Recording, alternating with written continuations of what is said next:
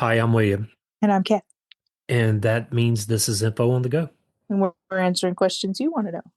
And today, William, we have another listener request from Miss Rebecca Stewart from our Facebook page. As you can see, we read those. So if you have a show idea or a question, follow us on Facebook at Info on the Go. So, William, do you use money? Yes, I pay bills, then I pay bills, and then I pay more bills. Yeah, yeah, that is the downside to money. They just keep piling up. This is true. This is true. Uh, the history of money here on Info on the Go. First, I guess we have to know what money is. And money often has no value. Instead, money is an object with a value placed on it, allowing for trade of goods and services. Some money, such as metal coins, has actual value in terms of the material used. However, even these currencies derive their monetary value from the faith people in a society put on them. Throughout the evolution of money, currencies have taken several different forms. And before we really get into money, we have to ask the question, what did early peoples do without money? And this brings us to the trade or the barter system. The barter system likely originated around 6,000 years ago, and it's a system of exchange where participants directly trade goods or services without the use of money as a medium of exchange. Unlike gift economies, barter is characterized by an immediate reciprocal exchange rather than a delayed one. While barter typically occurs on a bilateral basis, it can also be multilateral when mediated through a trade exchange. In most developed countries, barter exists alongside monetary systems only to a very limited extent. It often serves as a substitute for money during monetary crisis, such as periods of hyperinflation, deflationary spirals, or when currency is simply unavailable for commerce. So basically, what you're saying is, in the barter system, it's immediate. The exchange is immediate. Where if you're using money, it's delayed because you have money to spend on something else, right? Right. Okay. So theories of money diverge into two main perspectives. Commodity theory, which is money as an organic outgrowth of market activity, and credit theory, money as a state-supported construct for accounting. Aristotle's medalist view of Plato's characteristic concept influenced later theories like Joseph Schumpeter's, who emphasized money's role in social accounting and its connections to value and price.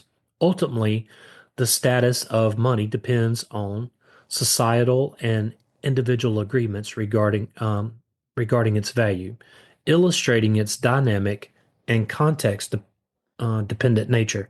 Basically saying that money's really only as valuable as the people put into it, right? Right. And despite common assumptions, no studies have identified a society that relied solely on barter without any other medium of exchange or measurement.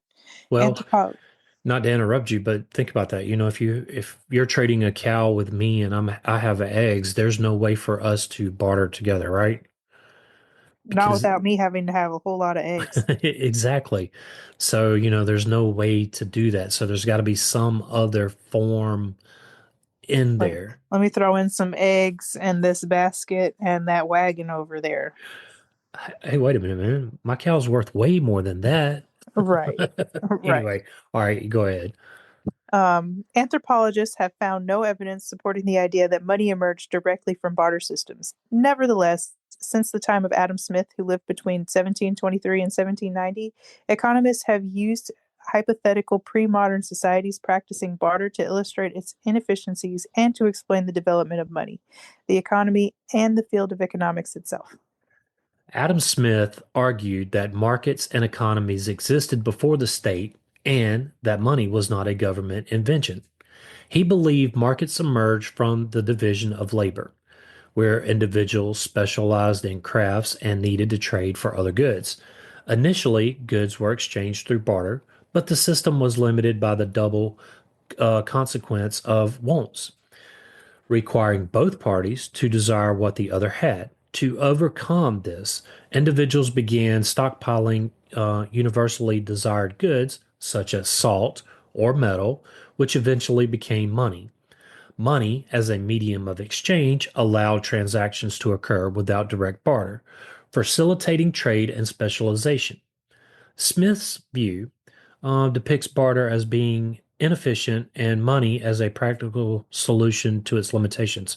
You know, that really kind of makes sense to me because I see what he's saying. The government didn't invent money. You and I, and like when we're bartering, we Right. invented money for Right. other goods to like offset the imbalance of trade. Right. Okay.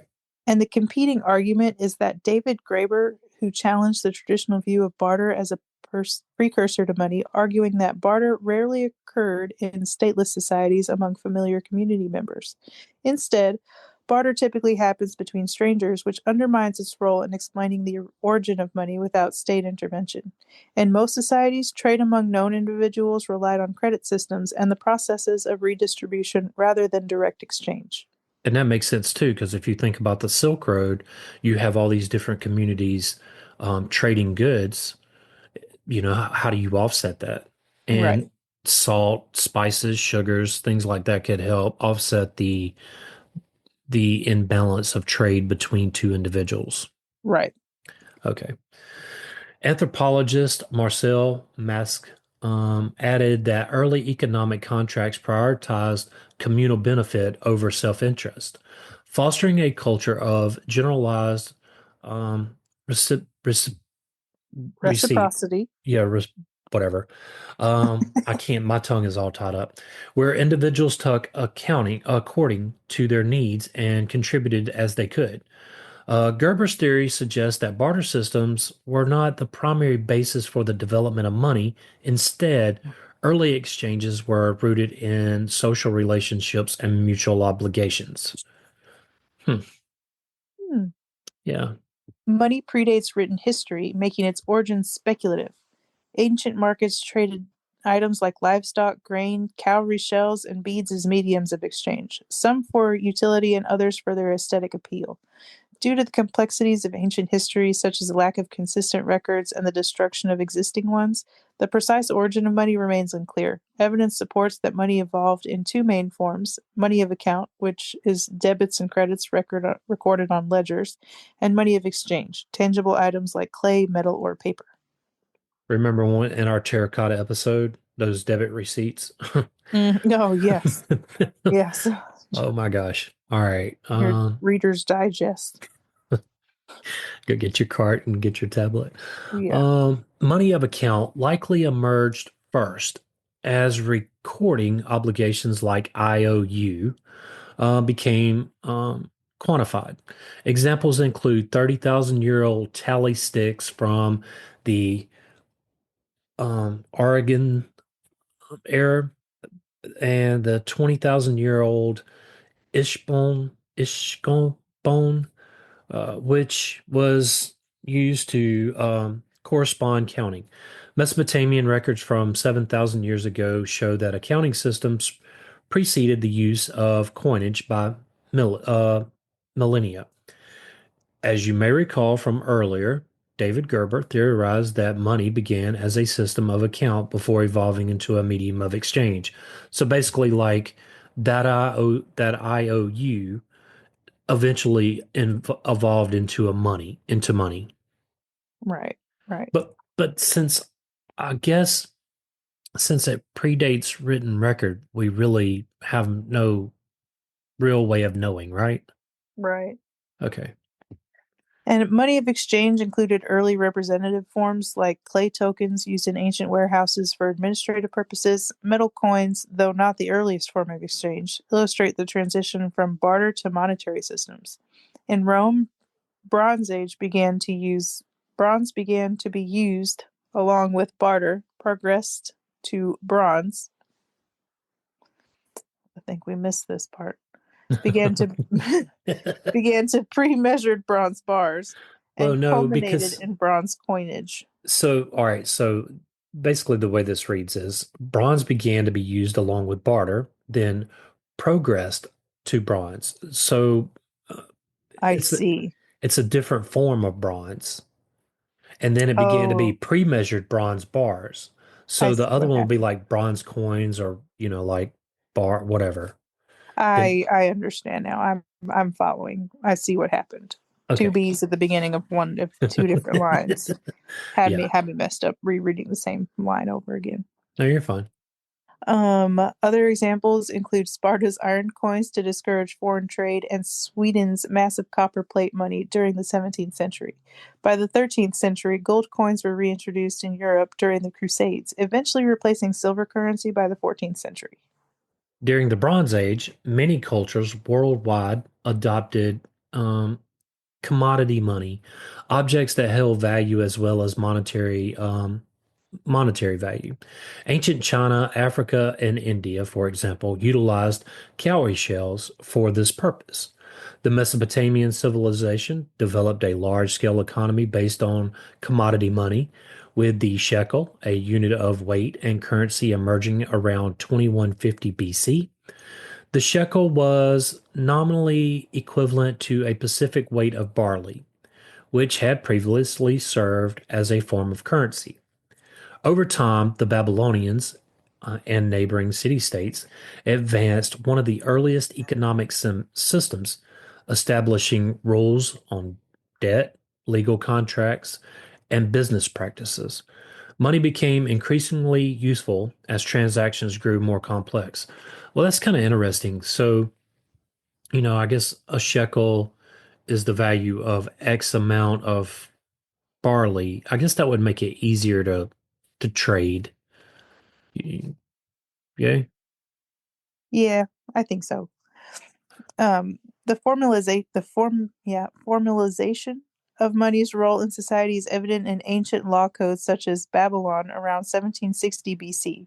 Earlier legal codes, including those of Ur-Nammu around 2050 BC, Ishana around 1930 BC, and Lit Ishtar around 1870 BC, also addressed financial matters, setting interest rates, fines, and monetary compensation for various offenses. These laws helped integrate money into civil society. Metals were often favored as proto money over commodities like cattle or salt because they were durable, portable, and easily divisible. The use of gold as proto money dates back to the fourth millennia BC, with Egyptians employing gold bars of set weight as a medium of exchange. Similarly, Similarly, yeah, I'm telling you, I'm just all tongue-tied here. Silver bars were used earlier in Mesopotamia. Thank you for bailing me out there. yeah, no problem. I mean, we got to go back and forth here. Yeah. it happens. In the Oh man. Zhao dynasty, which was 650 to 400 BC, spade-shaped money exemplified early Chinese currency systems. The Bible also references money such as silver used in transactions like Abraham's purchase of the cave of Machpelah, though these accounts may have been edited in the 6th or 5th century BC. The use of metals and coinage had benefits, value made of gold, silver, copper, or other precious metals, but also challenges like coin clipping and fluctuating exchange rates between gold, silver, and copper. Stability came when national banks guaranteed fixed exchange rates, such as England's shift during the 1730s financial crisis. Over time, coins transitioned from units of weight to units of value, introducing the concept of seigniorage, the difference between a coin's intrinsic, intrinsic, and Intrinsic. intrinsic and face value. So intrinsic is basically it basically doesn't have any value, right? That is just Right. the value of the people, what the people put on it. Essentially. Yeah. Yes. And the exchange rates of gold, silver, and copper still fluctuate today Yes, a absolutely. lot. What was coin clipping? Coin clipping was the act of removing a small amount of metal from the edge of a coin. The practice was common when coins were made of precious metals like gold and silver. Coin clippers would shave off a tiny amount of metal from the edge of a coin. They clipped the coins. The clipped coins would weigh less than they should, but still look like the correct coin. The clipped coins could be passed on at the original face value, leaving the clipper with a profit. The clipped metal could be saved up and melted into a bullion or be sold and used to make new coins. Yeah, so I mean, you think about that, like you're defacing a whole if enough people done it, you could really you could really undermine the value of a I don't know, like a place's money. Like let's just use Egypt for an example. If enough people do that, you could really deface their money because it wouldn't be worth what they said it was worth. Does that make sense? Yeah, it's a new term for money laundering. There you go. Thank you. I was looking for that. A new old term. There you go. Coin clipping led to the practice of marking coin rims with stripes, text, or patterns to prevent tampering. So, ever wonder why that quarter has those little ridges? Now you know. Right. And this was a method attributed to Isaac Newton during his tenure as master of the Royal Mint in 1699. That dates back a good little ways, don't it? Just a touch.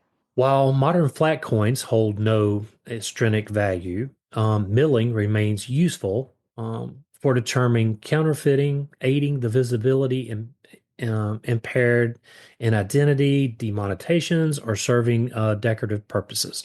So basically, it still remains there. So, you know, they're for decorations or to make sure that nobody is counterfeiting the money because there's really no value in the metal.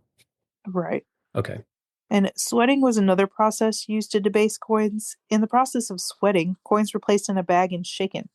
The bits of metal that had worn off the coins were recovered from the bottom of the bag. Sweating tended to wear the coin in a more natural way than clipping, and so was harder to detect. So just think if you're a marketplace, so you're I don't know, what would you call somebody that was running a store back then? I guess a merchant. And you have Hmm. all these coins, you could put them in this bag, and you could just like really shake this bag up. You could make a profit on a profit. Right, right. I um changed my mind. This is the new old term for money laundering. Wait till we get into plugging. Uh, Plugging involved removing metal from the interior of a coin by punching a hole or sawing it in half. And they would extract the valuable metal material, or replacing it with cheaper material or metal before reassembling the coin. This practice led to the phrases like "not worth a plug nickel," which I heard as a kid. I don't hear it much now, and I'm telling my age now. This highlighted the diminished value of tampered coins. So yeah, that's another one. So you could take out like bits of silver, bits of gold, or whatever you're using, put in some cheaper metal like I don't know, Aluminum. yeah, or tin. Oh yeah, or what was the other one? Not tin. Oh, I'll think of it probably later. Keep Yeah, going. uh, it's you now. Oh, fair enough. Paper money was first introduced during the Song Dynasty in 11th century China, evolving from merchant deposit receipts used during the Tang Dynasty, which was around 618 to 907. Merchants sought to avoid the cumbersome weight of copper coins in large transactions.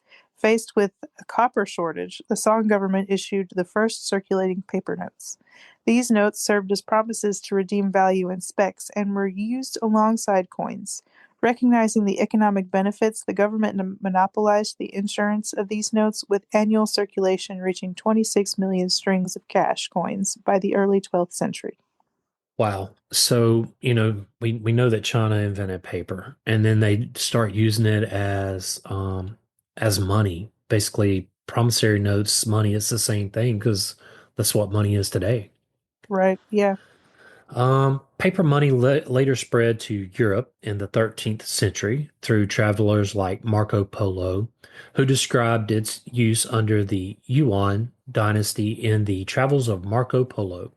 In medieval Europe, The insecurity of transporting large sums of money led to the development of promissory notes, initially personalized but soon transferable. Um, so so basically, it would be personalized to you. You would take it somewhere, and they would transfer it to like wherever you were trying to get it to, right? Right. And then I guess they would get called back for whatever amount of gold or whatever they needed. These early notes served as precursors to modern banknotes. So yeah, that's exactly what that is. So it kind of sounds like these paper monies are an IOU from the government.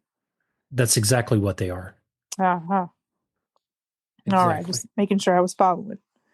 And banking systems began forming in the Middle Ages, in the early Middle Ages, giving rise to pawnbrokers, money changers, and merchant bankers, particularly in Italy's financial hubs like Venice and Florence.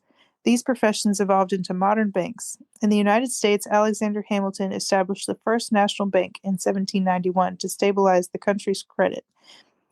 England introduced the gold standard in 1816, and the U.S. followed with the Gold Standard Act in 1900, tying banknotes to a fixed amount of gold. Though the gold standard fell out of use by the 1970s, it profoundly shaped the the history of money in general. There's the history of money. Yeah. And so and we're going to talk a little bit about, well, I guess we'll talk about what the gold standard is, and then you kind of think about Fort Knox as we talk about it. Right. So what is or was the gold standard? The gold standard was a monetary system in which the value of a country's currency was directly tied to a specific amount of gold.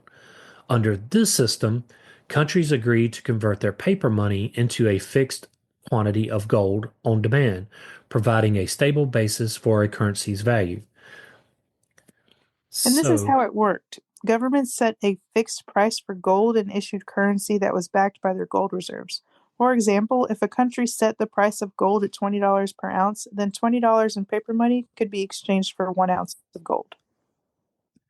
so that's, you think about that. That's why the Fort Knox, the US had to have that amount of gold on hand, and it could be called up at any time. Right, So it's really a crazy system on how it would work. right. Um, Citizens and foreign governments could exchange paper money for gold at the fixed rate. This ensured that paper currency maintained its value and was trusted as a medium of exchange. The gold standard naturally influenced international trade. If a country imported more than it exported, gold would flow out to pay for the trade deficit, reducing the money supply and potentially leading to deflation. Conversely, countries with trade surpluses would accumulate gold, expanding their money supply and potentially causing inflation. Yeah. By tying currency to gold, governments were constrained in their ability to issue excessive amounts of money. This helped prevent inflation and ensured long-term price stability. Many countries adopted the gold standard during the 19th century and early 20th centuries, creating a relatively stable global financial system. Exchange rates between currencies were fixed based on their respective gold values, reducing uncertainty in international trade. So, what are some of the pros of the gold standard? I guess the fixed supply of gold helped stabilize prices over time. The backing of gold gave people confidence in the value of money. It also limited the ability of the governments to print excessive amounts of money, reducing the risk of hyperinflation. And the cons of the gold standard? The supply of money was tied to gold reserves, limiting a government's ability to respond to economic crisis or stimulate growth. Trade deficits could lead to a shrinking money supply and deflation, which hurt economic growth. The system relied on the availability and discovery of gold. Shortages or unequal distribution of gold reserves could destabilize economies. The gold standard began to unravel during World War I as countries suspended gold convertibility to finance military expenditures. After several attempts to reinstate it in its modified forms, most countries just abandoned the system during the Great Depression in the 1930s. The final blow came in 1971 when the United States, under President Nixon, ended the dollar's convertibility to gold, effectively dismantling the Barton Woods system and transitioning to a fiat currency. Today, most countries use fiat money, which is not backed by physical commodities like gold, but derives value from government backing and public trust. So today, your money is only as valuable as you think it is. Right. Today, money exists in diverse forms from cash to digital currencies. Modern advancements include credit cards, including introduced in the 1950s by Diners Club, allow users to borrow up to a set limit and repay it later. Debit cards linked to bank accounts became popular after the Bank of Delaware's in 1966 pilot program. S- And we're back on Delaware. Yeah, for real. Delaware shows up a lot. Mm-hmm. So they were the first to pilot this program and it just spread out. Yep. Do you, I don't know if you're old enough to remember those machines you would lay the credit card in and it would do like a carbon copy over the top. You're not old enough for those, for Oh, you. oh, that unlocks some core memories for me because, yeah, I know what you're talking about. I remember those. And a lot of places didn't take credit cards back then. It was cash only. In Right. fact, the Waffle House within the past, 10 years just became a place where you could use your debit card. They were still, Strictly cash. yeah. Yep. So the rise of e-commerce revolutionized transactions. Platforms like Amazon, eBay, PayPal, launched in the 1990s, streamlined payments. By 2009, services like Square enabled businesses to accept card payments seamlessly. Nowadays, you can put your card into any kind of website and pay for something instantly. Yeah. Half the time you don't even have to have a card anymore. Depends on where you go. This is true. You And can use your phone. right. Cryptocurrency like Bitcoin's 2009 launch introduced decentralized digital currency. These currencies rely on cryptographic technology with billions traded daily, reshaping the global economy. I think we should do one on cryptocurrencies. Yes, Um, I think that would be a very interesting episode. We'll have to put that on the list. agreed, because I missed out on that whole curve. I think, yeah, I think I did too. Uh, Money has been instrumental in shaping societies, enabling trade, and fostering economic growth. Its invention simplified transactions compared to the complex and time-consuming barter system. Paper currencies lightened the burden of trade, while digital currencies are now pushing globalization even further. I didn't think about this, but digital currencies would be more easily converted from one country to the next because now you have to go to the exchange and Right. and change your money out. I don't know if that's necessarily a good thing or not. Right. I don't know. We definitely have to dig more into it. Yeah. And understanding the evolution of money provides valuable insight into its role in society, but learning to manage money effectively is crucial. From saving and investing to spending wisely, the main principles of financial literacy remain essential for building a stable future. And we got some episodes coming up where we're going to talk about 401ks. We're going to talk about Roth IRAs, traditional IRAs, for you to help start saving your money. Well, now, we're not financial advisors. We're just going to tell you what these venues are and what they do. Right. But I want to thank Rebecca for this one. It was enlightening. I never really stopped to think about how money came to be, but it makes a lot of sense now after doing this episode. What about you? Yeah, I suppose in my youth, my earlier youth anyway, I would like to have gone back to the trade and barter system, but it would be really time consuming and it is up to the beholder of each item on Yeah. what it's worth. I think when we go back to that, what we were talking about, a cow for a chicken, how do you offset the two? There's no way to, and not unless you got a whole lot of something else that the other person wants, Right. which back then travel was kind of limited. You couldn't just take a Pop truck. over to your neighbor's house or something. Yeah, you couldn't just take a truckload of wheat somewhere and trade it for whatever. I mean, you So could probably, but it would take a while. it would take a while. Yeah, uh, it was interesting. I thought it was interesting, and I can't wait to get into cryptocurrencies. Right. And William and I want to thank you for listening. Yes, thank you. Join the Facebook group at Info on the Go Share with us your ideas. or ask us a question. Subscribe and follow us wherever you get your podcast. Send us a text using the link in the show notes or leave a review. Till next time. Stay curious.